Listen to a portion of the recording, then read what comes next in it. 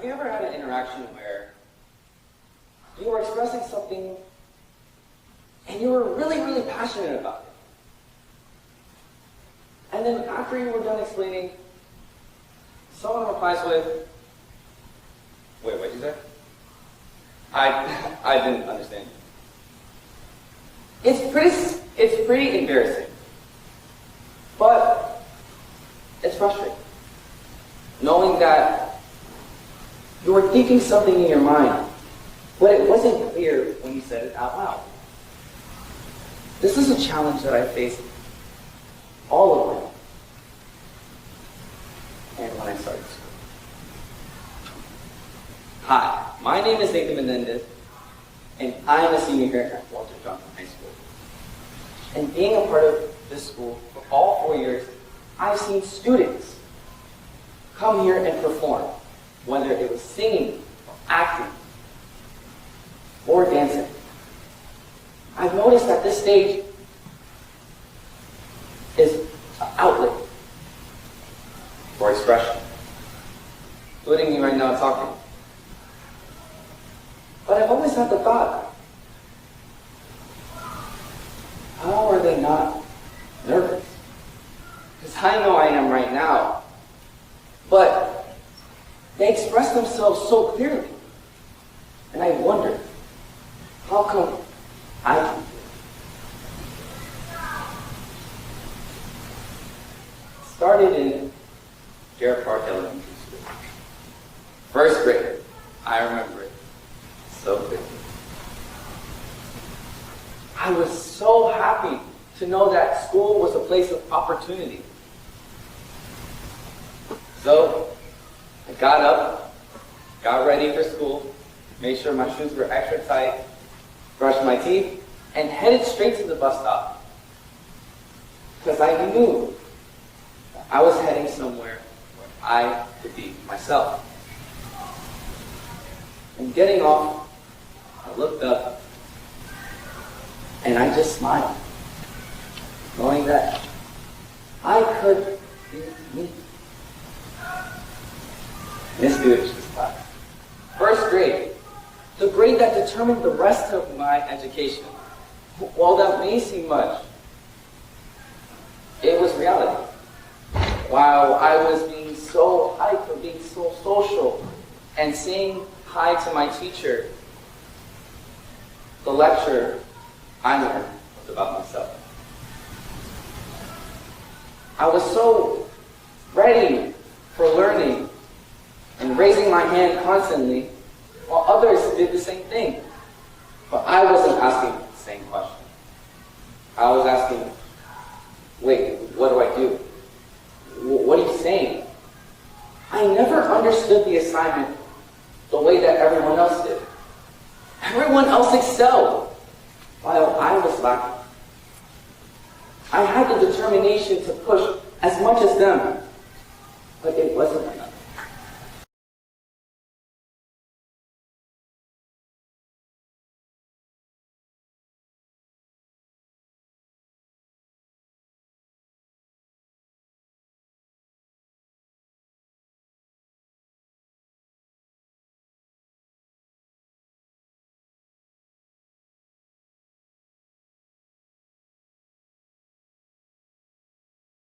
I wasn't with my classmates. I wasn't feeling like myself. But it didn't matter to me. I still tried and I still tried to push, but nothing felt right. So, second grade. And this is where the change happened. Miss Catherine, my second grade teacher, who pushed for a change, for my help. Taking this opportunity was the best. A little bit more progression with the flashcards and some help, but there was still some lacking, which I needed to push through.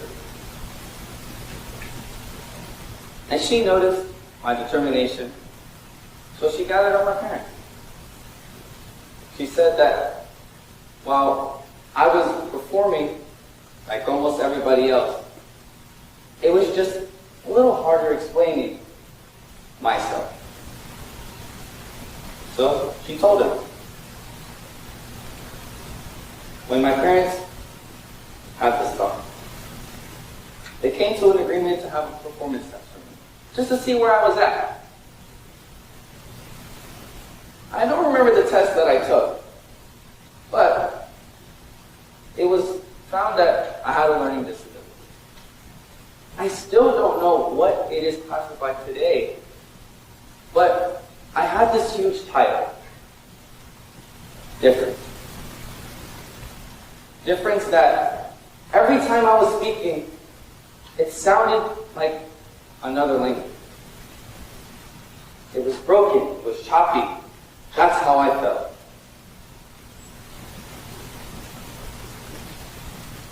That's how I felt when I went home. Going home from school, telling my parents it was okay, school was normal. Well, I still had the struggle. I also had a disconnection from my culture. Being a Salvadoran kid who doesn't know how to speak Spanish is one of the worst things to experience. Because when I went back to school, I was so proud to tell everybody that I was Salvadorian. I was a Hispanic kid. But everybody thought that they said, look at your skin. It's too white. It's not like us. You don't know the words. You're not a part of us. I wasn't a part of their expectation. So I shied away. I still kept on saying it, but it felt like I had no meaning behind it.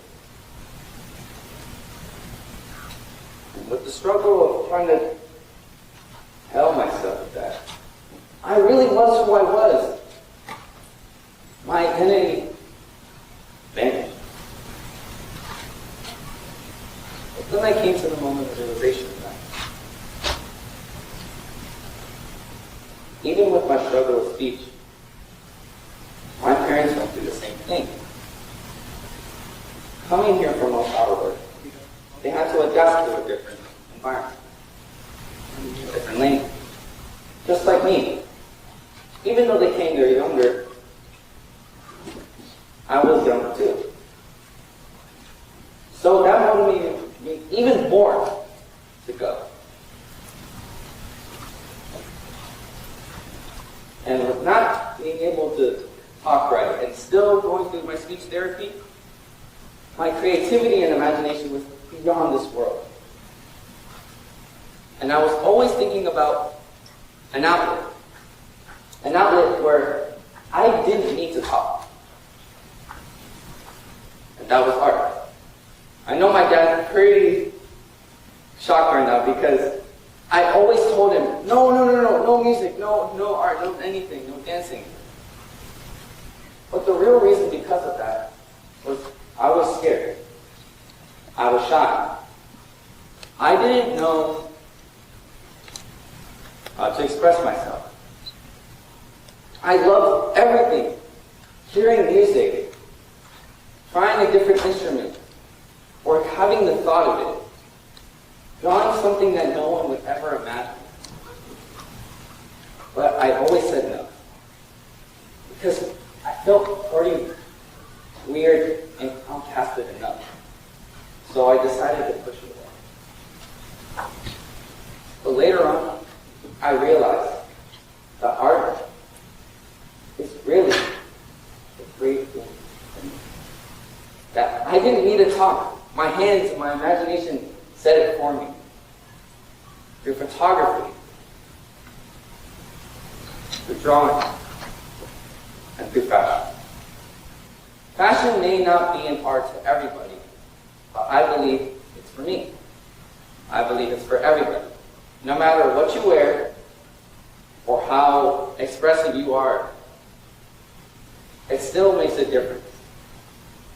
It has an impact where if you wear something somebody already has an opinion about it. So as soon as I started dressing up, I started to think different. I wanted to sew. I started off with hand sewing.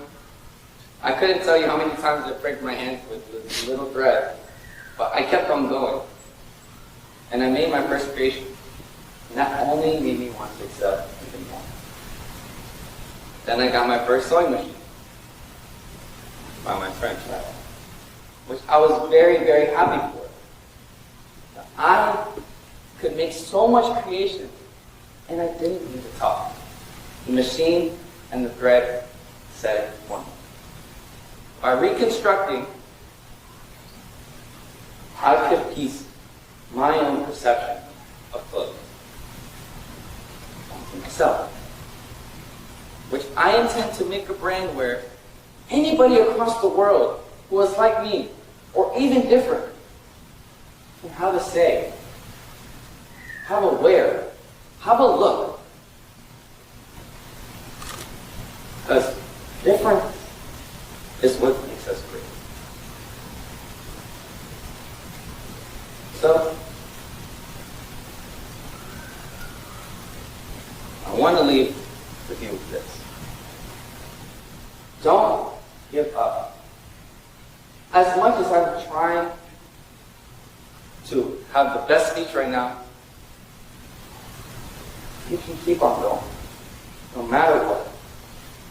Because at the end of the day, there's that one kid in the crowd who always wanted to be the dancer, the singer, the whole superstar. And they have a dream, and you can push through it, even if it's in another language.